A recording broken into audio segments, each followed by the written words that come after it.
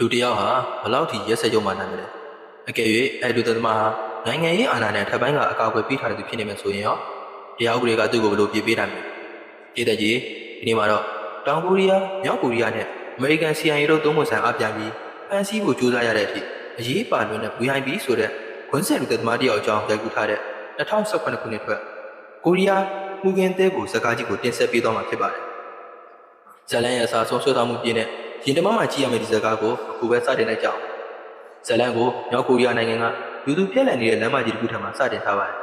်ဆယ်ကျော်တဲ့အကြောင်းသူတွေတယောက်အိမ်ပြန်လမ်းမှာတယောက်ထင်းလျှောက်လာနေတော့ကားတစ်စီးနဲ့လူငယ်သုံးအောင်ရောက်လာပြီးသူမကိုတင်းအဓမ္မပြန်ပေးဆွဲခေါ်သွားပါတော့တယ်။ပေါ်မလေးတရီရလာတဲ့ချိန်မှာတော့သူမဟာဝတ်စားမှာပါပဲအခန်းကျင်းလေးတစ်ခုထဲမှာရောက်ရှိနေခဲ့ပါတယ်။သူမကိုဝိုင်းရထားတာကတော့လူဆွမ်းကောင်းနေမဟုတ်ပဲလူတရိษံစိတ်ဝေဒနာရှင်စိုက်ကိုပတ်တိုက်တာဖြစ်ပါတယ်။သူတို့ဟာဒီကောင်မလေးကိုရဲဆက်ဆက်မင်းချင်းနှိပ်စက်ခဲ့ကြပါတယ်။ဘိုးပြီးကြောက်စရာကောင်းတာကဒီလူတွေဟာကောင်မလေးရဲ့မိသားစုတစ်ခုလုံးကိုပါတပ်ဖြတ်ခဲ့တဲ့သူတွေဖြစ်နေတာပါ။နောက်ဆုံးမှာတော့ဘိုင်းကောင်းကောင်ဖြစ်တဲ့ကင်ကွမ်ကြီးဆိုတဲ့လူငယ်လေးရောက်ရှိလာပြီးကောင်မလေးကိုဝါယာကျိုးနဲ့လေပင်ညက်ကရဲရဲဆက်ဆက်ဆုံးသက်ပေးလိုက်ပါတော့တယ်။ဒီကြောင့်ပဲဖွဲ့လူတက်မှုကိုစုံစမ်းဖို့မြောက်ကိုရီးယားဆုံးလို့ရရှိတွေကတာဝန်ကျတာ။ဒီဟာအခင်းပြပွားရနေရာကိုရသွားစစ်ဆေးရင်တရားခံဘသူလဲဆိုတာကိုသိမိသွားပါတယ်။ဒါပေမဲ့သူတန်တရားရှိသူအကြောင်းကိုထက်လူကြီးကိုတင်ပြလိုက်တဲ့အခါမှာတော့သူ့ကိုဒီအမှုကဆက်မလိုက်ဖို့မိန်ပေးခံလိုက်ရပါတယ်။တရားခံဟာအထက်ပိုင်းကရရှိသူရဲ့သားဖြစ်နေတာကြောင့်အမှုကိုဖုံးကွယ်ခံလိုက်ရပြီးဒီကိုယ်ရန်နဲ့ရာလူချခံခဲ့ရတခြားနေရာကိုပြောင်းရွှေ့ခံလိုက်ရပါတယ်။အချိန်တွေကုန်လည်လာလိုက်တာ၃နှစ်ဆိုတဲ့အချိန်ကိုရောက်ရှိလာခဲ့ပါတယ်။နေရာကတော့တောင်ကိုရီးယားနိုင်ငံမှာပါ။တောင်ကိုရီးယားမှာလည်းအရင်ကမြောက်ကိုရီးယားမှာဖြစ်ခဲ့တဲ့ပုံစံအတိုင်းမင်္ဂလိတယောက်ရိုးလောင်းကိုရဲတပ်ဖွဲ့ကရှောက်ဖွေတွေ့ရှိခဲ့ပါတယ်။ဒီလိုမျိုးတွေ့အေးနဲ့တပည့်ခံရမှုတွေကတောင်ကိုရီးယားမှာမကြာခဏဖြစ်ပွားနေပေမဲ့ရဲတပ်ဖွဲ့ကတော့ဝန်ဆက်လူသက်သမားကိုအရေးအောင်ဆောင်ရှာမတွေ့သေးပါဘူး။ပြည်သူတွေရဲ့စိုးရိမ်ထိတ်လန့်မှုတွေ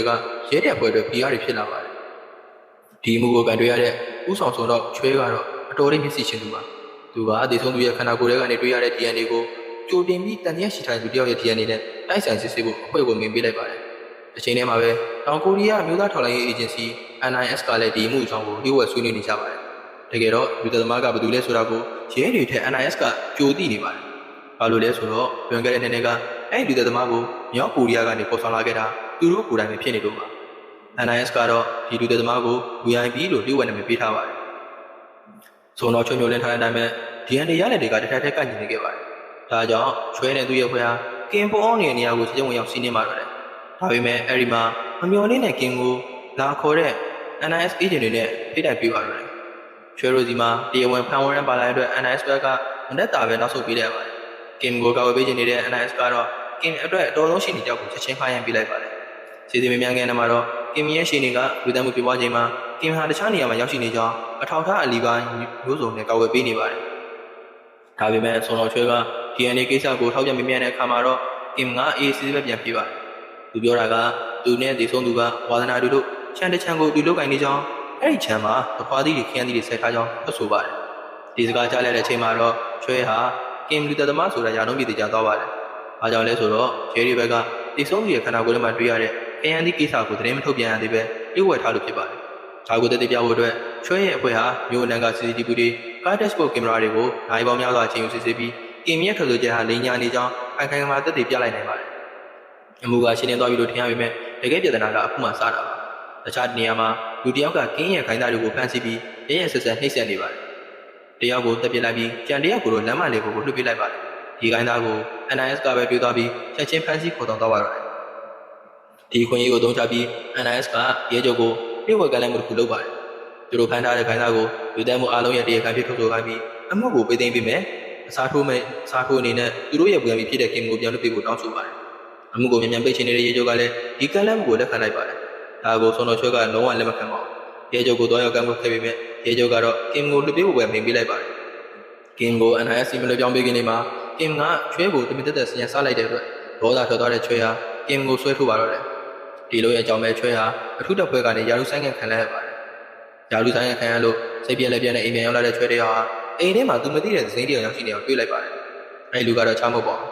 ။ဇလန်ဆာကမြောက်ကိုရီးယားဆွန်တော်ရရှိဟောင်းလီပဲဖြစ်ပါတယ်။လီကသူ့ကိုယ်သူမိတ်ဆက်ပြီးသူနဲ့သူတွေဟာကင်မြရဲ့လက်ချက်နဲ့ဘလို့ရဲရဲဆက်ဆက်နှိမ့်ဆက်ခံခဲ့ရတယ်ဆိုတာကိုပြောပြပါတယ်။သူတယောက်တည်းသက်ရှင်ကြရင်ခဲ့ပြီးကင်ကိုလက်စားချေဖို့တောင်ကိုရီးယားထိလိုက်လာခဲ့တာပါ။အရင်ကကင်မြရဲ့အဖေဟာအာနာရှိတဲ့သူမျိုးဘာမှမလုပ်နိုင်ခဲ့ပေမဲ့အခုချိန်မှာကင်မြရဲ့အဖေဟာဖန်ခံထားပြီးဖြစ်လို့ကင်ကိုမြောက်ကိုရီးယားကိုပြန်ခေါ်သွားရင်တေတံပေးခံမှသိကြပါတယ်။ ရွယ်ချက်တူနေတဲ့သူတို့နှစ်ယောက်ဟာကင်ကိုဖြုတ်ချဖို့ပူးပေါင်းလိုက်ကြပါတော့တယ်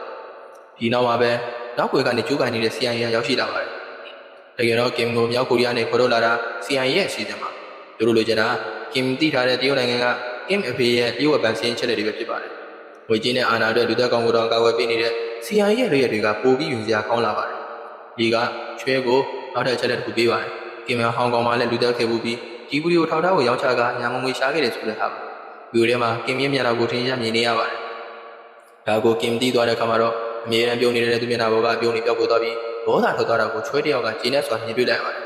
ဒါပေမဲ့ရေကျော်ကချွဲရထူတဲ့ဘက်တစ်ခုလုံးကိုတာဝန်ကနေဆဲလိုက်တာကြောင့်သူတို့ဘာမှဆက်လုပ်လို့မရတော့ပါဘူးနောက်ဆုံးမှာတော့ကင်ကို CIA စီလွှဲပြလိုက်ဖို့သဘောတူလိုက်ပါတယ်